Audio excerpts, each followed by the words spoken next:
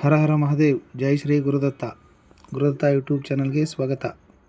ವೀಕ್ಷಕರೇ, ಇಂದಿನ ಈ ವಿಡಿಯೋದಲ್ಲಿ ನಿಧಾನ ಮದುವೆ ಅಂದರೆ ಲೇಟ್ ಮ್ಯಾರೇಜ್ ಯೋಗ ಅಂದರೆ 35 to 40 ಇಯರ್ಸ್, 35 ನಂತರ 40 ನಂತರ ಈ ಥರ ತುಂಬ ಡಿಲೇ ಆಗ್ತಕ್ಕಂಥದ್ದು ಯೋಗ ಹೇಗಿರುತ್ತೆ ಅಂದರೆ ಜಾತಕದಲ್ಲಿ ಒಂದನೇ ಪ್ರಿಫರೆನ್ಸ್ ತಗೊಂಡಾಗೆ ಲಗ್ನಾಧಿಪತಿ 12 ಮನೆಗೆ ಹೋದರೆ, ಈ ಲಗ್ನದಿಂದ 12 ಮನೆಗೆ ಏನಾದರೂ ಬಂದರೆ ಲಗ್ನಾಧಿಪತಿ, ಅದು ಒಂದು ಕಾರಣದಿಂದನೂ ತುಂಬ ಮದುವೆ ಡಿಲೇ ಆಗ್ತಕ್ಕಂಥದ್ದು.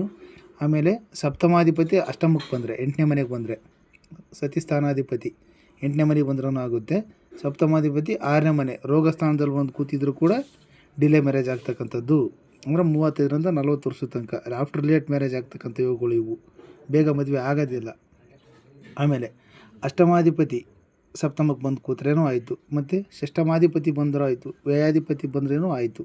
ಇದು ಬೇಸಿಕ್ ಫಸ್ಟ್ ಪ್ರಿಫರೆನ್ಸ್ ವೀಕ್ಷಕರೇ. ಇದರಲ್ಲಿ ಮೇನ್ ಅಂದರೆ ದಶಾಭುಕ್ತಿಯಲ್ಲಿ ಬರಬೇಕು.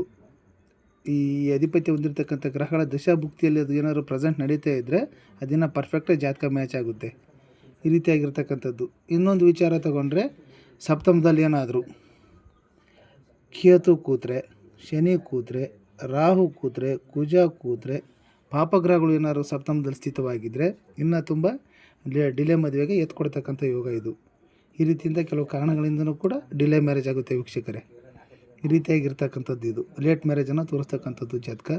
ನಿಮ್ಮ ವೈಯಕ್ತಿಕ ಜಾತಕ ವಿವರಣೆಗೆ ಏನಾದರೂ ಬೇಕಾದರೆ ನನ್ನ ವಾಟ್ಸಪ್ ನಂಬರ್ಗೆ ಕರೆ ಮಾಡಿ ಅಂತ ಹೇಳ್ತಾ, ಜೈ ಶ್ರೀ ಗುರುದತ್ತ.